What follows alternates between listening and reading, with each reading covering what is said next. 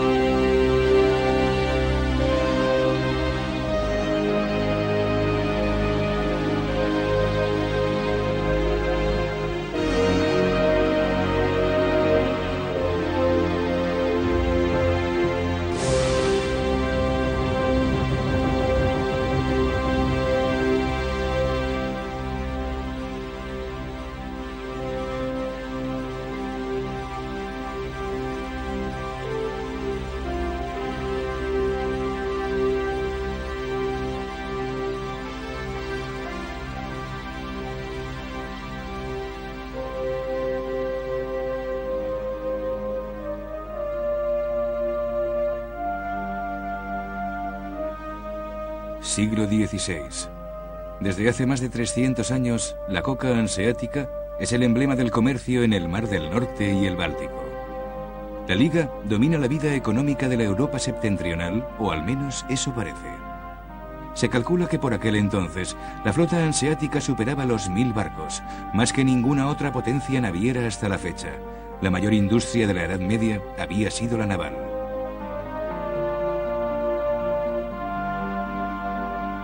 Para entender lo que significaba en la Edad Media erigir una embarcación de ese tamaño, unos historiadores del siglo XX decidieron construir una coca basándose en la hallada en Bremerhaven.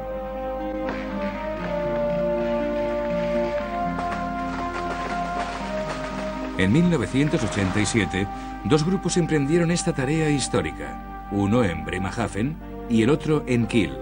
Este último no admitiría concesiones de ningún tipo a las técnicas actuales de construcción naval. Por poco que pudieran, se las arreglarían sin ninguna tecnología moderna. Los expertos no se imaginaban los problemas que les aguardaban. Tan solo contaban con los dibujos que habían hecho del pecio de Bremerhaven. La colocación de algunos componentes requería grandes dosis de paciencia. La improvisación resultaba eficaz. Los calafates tenían que recurrir a las técnicas medievales, si es que las conocían. Calentaban con vapor los pesados tablones de roble para poder moldearlos. La operación llevaba horas, pero el equipo solo disponía de 10 minutos para poner el tablón en su sitio. Si tardaba más, la madera se volvía otra vez quebradiza y podía partirse.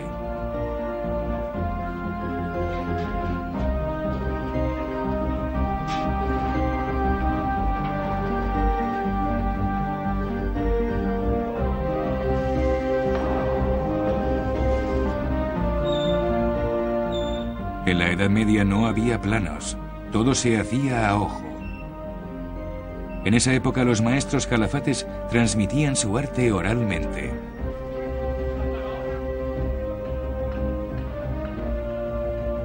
Sin máquinas, la tarea fue laboriosa y prolongada. Los calafates no estaban acostumbrados a las herramientas medievales. Según dicen, los calafates del medievo eran capaces de construir una coca en un invierno.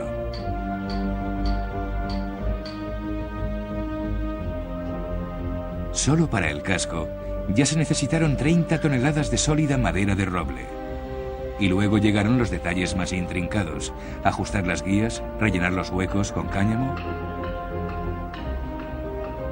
Octubre de 1989. Por fin, tras 2 años de construcción, el barco abandona el cobertizo. El público contiene el aliento mientras se eleva la coca. Pero a pesar de su peso, el casco se mantiene estable. Más tensión al posar la nave en el agua.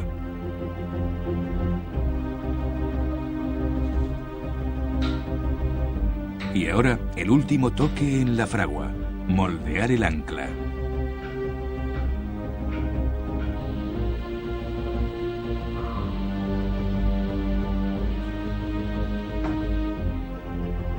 La cubierta ya está lista. Los cabestrantes comprobados. Punto final a los últimos detalles de carpintería. Para que el centro de gravedad quede lo más bajo posible, se llena el casco con un lastre de 25 toneladas de roca. Por último, se coloca el mástil de 25 metros.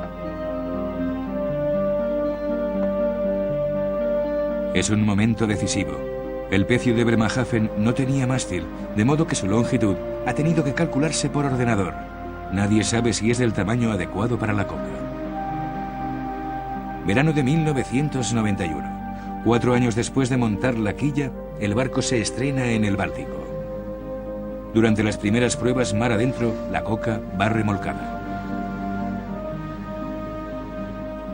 La nave supera todas las expectativas. Ahora entendemos el porqué del éxito de la coca, a pesar de su aspecto desgarbado.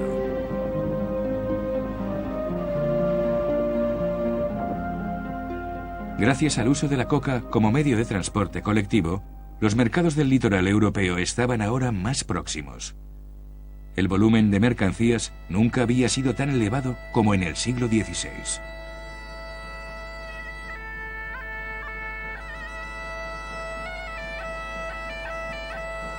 Sin embargo, incluso en su momento álgido, los indicios del ocaso de la Liga Hanseática ya eran palpables. Las economías de las poblaciones que la constituían se estaban estancando.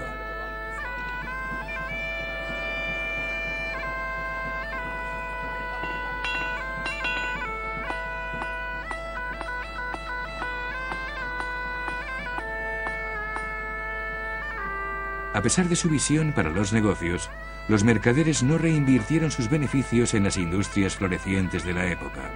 Se limitaron a amasar fortunas personales. Mientras la ciudad nadaba en la abundancia, a su alrededor el campo era cada vez más pobre. Otra de las razones de la crisis de la Liga Hanseática fue la actitud egoísta de los puertos. No lograron desarrollar la economía del interior, donde se hallaba la mayoría de las ciudades hanseáticas, más de 200. Estas divisiones intestinas pasaron factura a las relaciones exteriores de la Liga. La Liga fue perdiendo el control de sus puestos en el extranjero, como el de Londres. Con ocasión de una disputa legal, el gobierno inglés preguntó qué era, de hecho, la Liga Hanseática. La respuesta fue tajante. Los representantes de la Liga, muy seguros de sí mismos, contestaron que era una asociación libre y, por lo tanto, no se hacía responsable de los actos individuales de sus miembros. Cada vez era más frecuente que los mercaderes alemanes se sirvieran únicamente del nombre de la Hansa como tapadera de sus propios tratos particulares. Con ello, hacían peligrar los privilegios de los enclaves. Solo los productos hanseáticos estaban libres de impuestos. El puesto alemán de Londres, el Steel Yard, cuyo lugar ahora ocupa una moderna estación, se convirtió en la manzana de la discordia. A los ingleses no les hacía ninguna gracia. Sus mercaderes querían competir en igualdad de condiciones. Los artesanos se quejaban del monopolio hanseático y de sus políticas tarifarias. Las peleas constantes perjudicaban gravemente al ciudadano de a pie. Hubo disturbios frente al enclave. El Parlamento inglés pidió explicaciones. ¿Quién tenía derecho a autodenominarse miembro de la Liga? En medio de esta complicada situación, en 1556 la Liga asignó a un abogado llamado Heinrich Sudermann la tarea de mediador. El síndico escogido deberá prestar sus servicios en todos los asuntos que surjan en el Reino de Inglaterra, en los Países Bajos españoles y otros en nombre de las ciudades hanseáticas, según lo que éstas dispongan y ordenen. Estas eran sus atribuciones. Fue el primer trabajador asalariado en la historia de la Liga. Ya había demostrado sus dotes diplomáticas como enviado de colonia al extranjero. En Londres había negociado un estatus especial para los mercaderes de la ciudad. Sin embargo, el nuevo embajador ambulante solo serviría para distraer a la Liga de sus puntos débiles. Contrataron a Heinrich Sudermann cuando la Liga ya estaba en declive. Fue un intento algo tardío de rescatarla y conservarla por métodos organizativos. Sin embargo, aparte de Lübeck, no hubo apoyo por parte de las ciudades.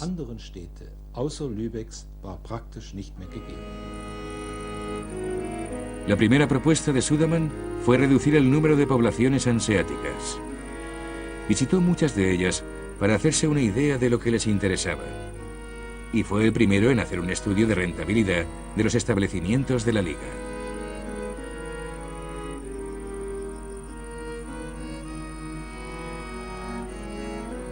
Anotó meticulosamente todos los ingresos y gastos de la oficina londinense. La Liga quería saber si salía a cuenta mantenerla abierta. En el libro de gastos figura la entrada siguiente. Al conde de Leicester para aumentar nuestra cuota de exportaciones textiles 100 libras. Por el favor de los funcionarios de palacio y el personal de aduanas 338 libras. A los consejeros reales en concepto de vino, esturión y lino fino 802 libras con 4 chelines. Los sobornos y dádivas suponían casi un cuarto del gasto anual de la Liga y mermaban sus beneficios.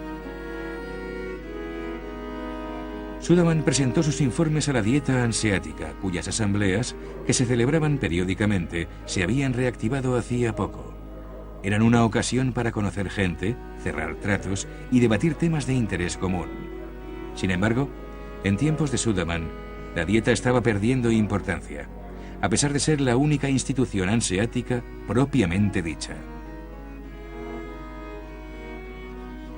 En conversaciones bilaterales con cada una de las ciudades, Sudermann trató de que se adoptaran sus propuestas de mejora con poco éxito. Sus informes cayeron en saco roto. No logró dotar a la Liga de una nueva perspectiva. La comunidad había perdido su cohesión interna.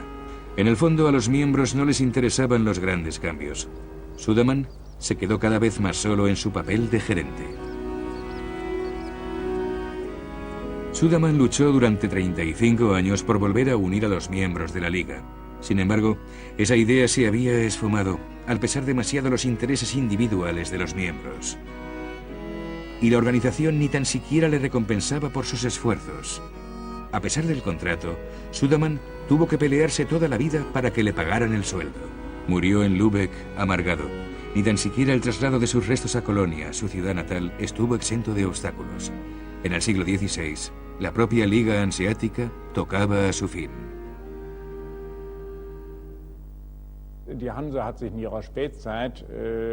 En sus últimos días, la Liga había perdido el contacto con la realidad. Sus objetivos no eran, al menos en mi opinión, los de sus miembros de base, los mercaderes. Además, las ciudades perdieron importancia a principios de la era moderna. Los príncipes territoriales no dejaban de aumentar su poder, por lo que solo las ciudades hanseáticas más fuertes podían sobrevivir solas. Lo más importante, sin embargo, es que, en definitiva, la Liga como organización económica había quedado desfasada. La Liga Hanseática no había sabido ver que los tiempos estaban cambiando. Las ciudades, grandes y pequeñas, comerciaban por su cuenta. Los puestos compartidos en el extranjero ya no hacían falta. El cierre de la oficina de Brujas es una buena muestra del declive de la organización. Era mucha la presión ejercida por la competencia creciente inglesa, holandesa y española, y el ayuntamiento ya no otorgaba un trato de favor a los mercaderes alemanes. Como represalia, la Liga impuso embargos comerciales reiterados a Flandes y amenazó con dejar la ciudad. Los conflictos con las autoridades eran continuos. La comunidad mercante debía someterse a demasiadas reglas. Es una de las razones principales por las que Brujas perdió su buena reputación hacia el 1500 y los mercaderes se trasladaron a Amberes, donde las ideas eran más liberales.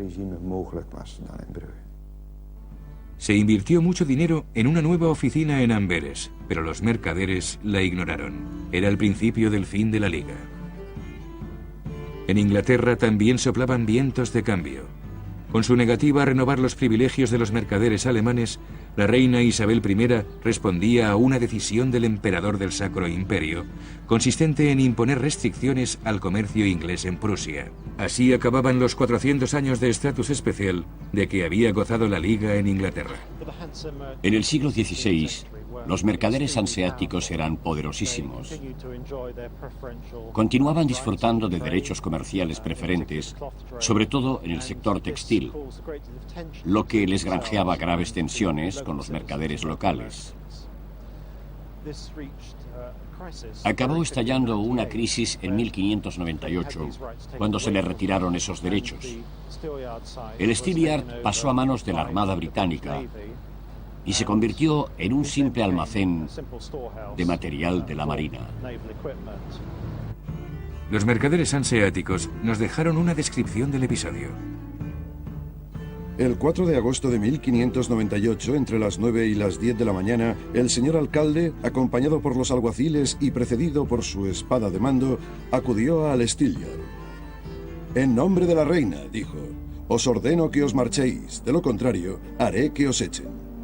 Tras lo cual nosotros, al no tener elección, compungidos y guiados por nuestro regidor, salimos por la puerta principal que se cerró a nuestras espaldas.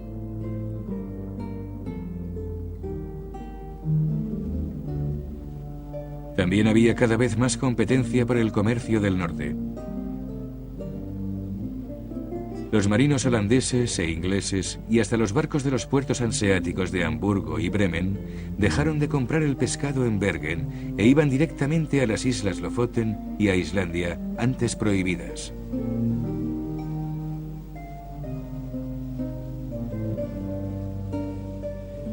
Como resultado, el puesto hanseático de Bergen perdió su antiguo poder económico. En parte era culpa de la reforma que había tenido lugar en Alemania. Ya no había tanta demanda de pescado para el ayuno religioso. El mercado europeo de bacalao seco se vino abajo, y con él uno de los principales pilares de la Liga Hanseática.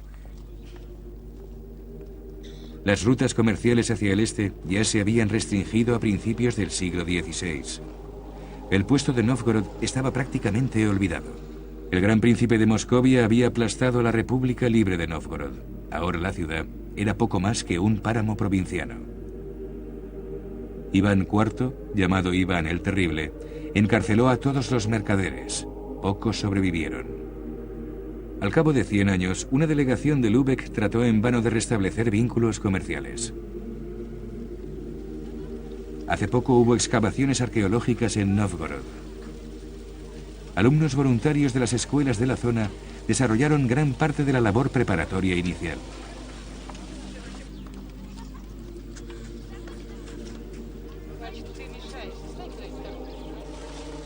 Los excavadores ya han llegado hasta el siglo X. Los historiadores confían en que el proyecto ayude a saber hasta qué punto la Liga Hanseática influyó en Novgorod, qué papel desempeñó como transmisora de cultura.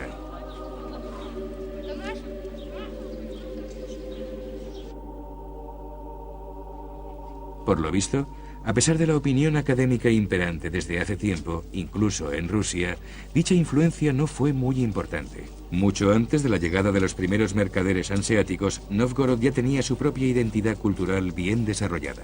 Una pequeña y personal prueba de ello, hallada recientemente, es esta carta de una mujer a su amante, escrita sobre corteza de abedul en el siglo XI. Ya he preguntado por ti 3 veces. ¿Qué tienes en mi contra? ¿Por qué no has venido a verme esta semana? Y pensar que para mí eres como un hermano. ¿Te he herido mandándote a alguien? Ya veo que no te gusta. De lo contrario, seguro que habrías venido a verme, aunque fuera en secreto. Por lo menos responde a esta carta. Si de verdad te he herido con mis estupideces y quieres burlarte de mí, que Dios nos juzgue a ti y a mí, tu humilde sierva. Hay más hallazgos que no dejan lugar a dudas. La Liga Hanseática no trajo la civilización a Novgorod.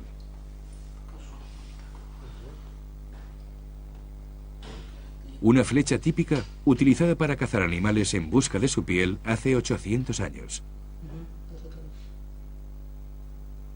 La punta de la flecha consiste en un trozo de hueso que solo aturdía a la presa sin estropear su valiosa piel.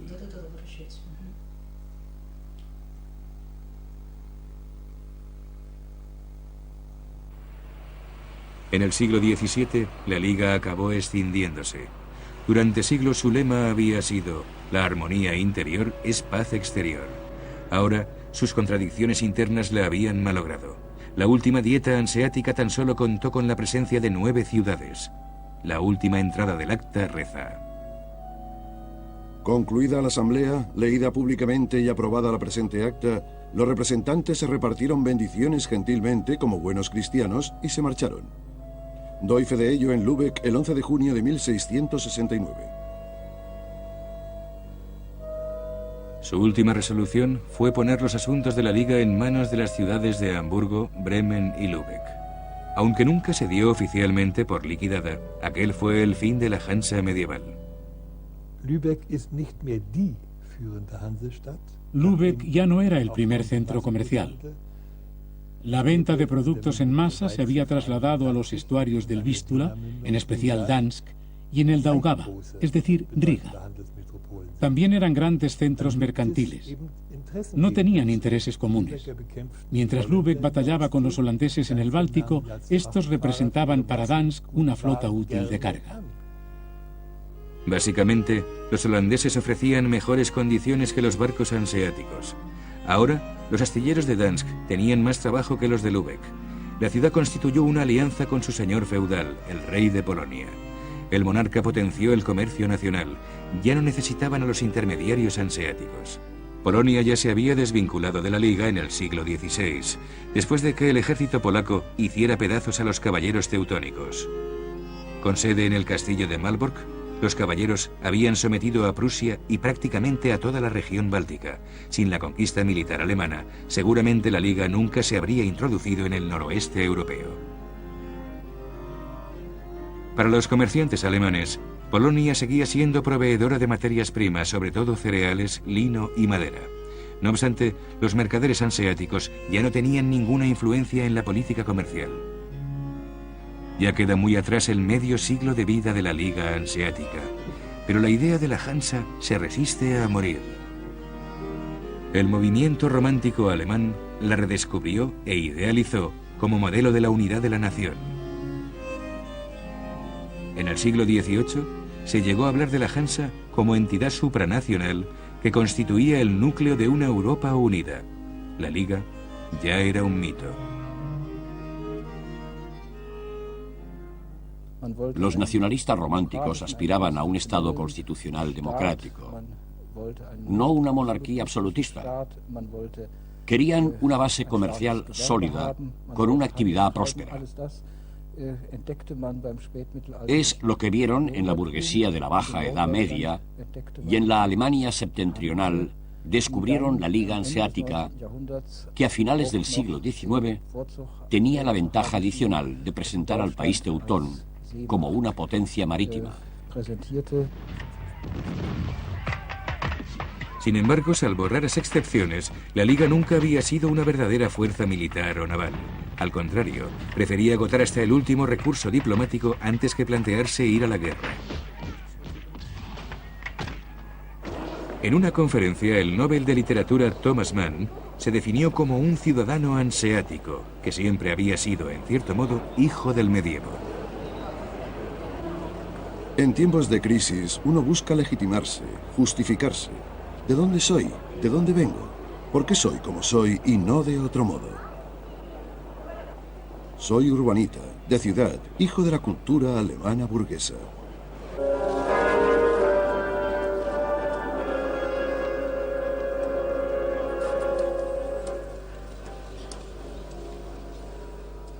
La Edad Media vuelve a despertar un interés renovado.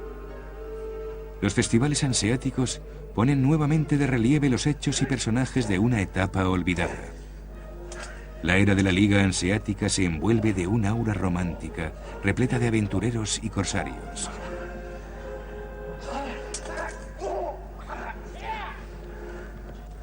el pirata Klaus Stottabeka sigue siendo una leyenda. Aún así, cuesta entender el fenómeno de la Liga. Durante 500 años fue la primera potencia mercantil, sin contar con ninguna burocracia, organización estable, instrumentos de poder ni autoridad central.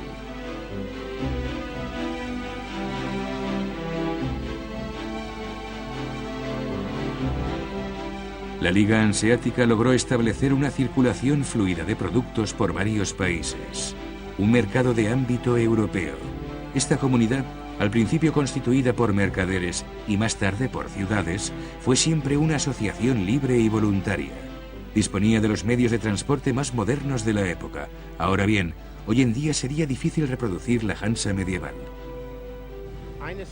Los barcos modernos tienen algo en común con las cocas hanseáticas: ser los cargueros de su época. No olvidemos que las mercancías valiosas se guardaban en barriles antes de cargarse en las cocas. La tripulación dormía sobre los barriles, envuelta en pieles de foca. Aun sin gozar del confort de ahora, iban lo bastante cómodos y la mercancía siempre llegaba a su destino.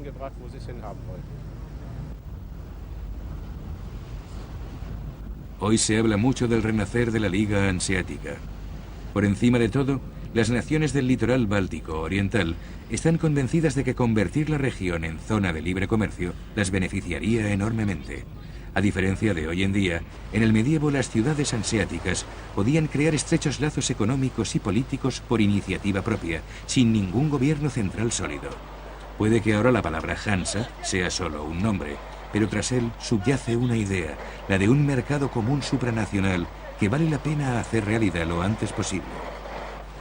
Para la Liga Hanseática medieval, Lübeck era la puerta de entrada al este. Hoy, San Petersburgo aspira a desempeñar el papel inverso, ser el puente de acceso a Occidente.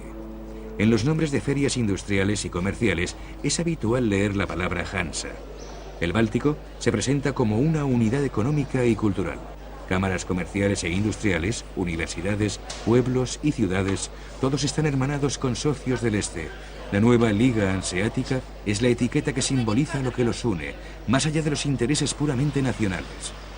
Hoy la región báltica tiene 40 millones de habitantes. Polacos, letonios, lituanos, estonios y rusos aspiran a alcanzar cuanto antes niveles de vida occidentales.